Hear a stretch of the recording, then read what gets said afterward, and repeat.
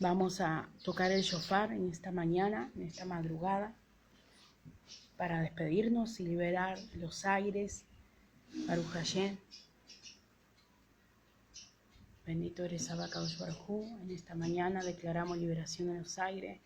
Tu presencia, Abacadosh, tu Shekinah, neutralizamos todo, Anajas Correa, todo Drago, todo lo que anda en los cielos, ahí que se quiera manifestar. En este momento destruimos a Satán, destruimos sus obras, neutralizamos ahora toda Anajas Correa en el nombre de Yeshua Yamashiach y declaramos liberación a los 5 continentes, 70 naciones y 194 países.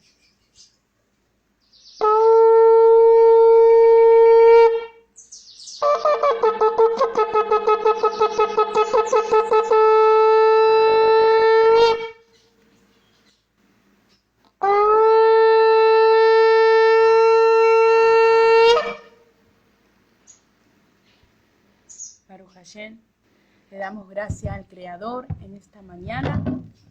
Nos despedimos desde aquí de la Sinagoga Ben Judá Israel para los 5 continentes. Le damos gracias a la Abacadosh Baruj Hu, 70 naciones. Bendecimos ahí Puerto Rico, República Dominicana, México, Colombia, donde está nuestro rabino Raúl Vargas, ahí nuestra rabiní Nancy. Le mandamos toda la verajó en esta mañana a ustedes que han estado conectados, a las familias y a todos los que nos han seguido. Le damos gracias a la Abacadosh Baruj Hu. Declaro un día miércoles con toda la verajó. Ya hoy es miércoles.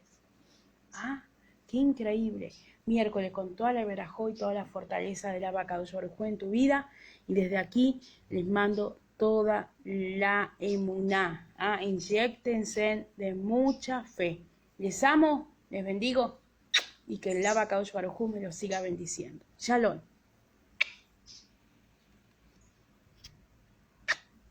Y recuerden, nos vemos mañana a las 5 de la madrugada, horario argentino, Shalom.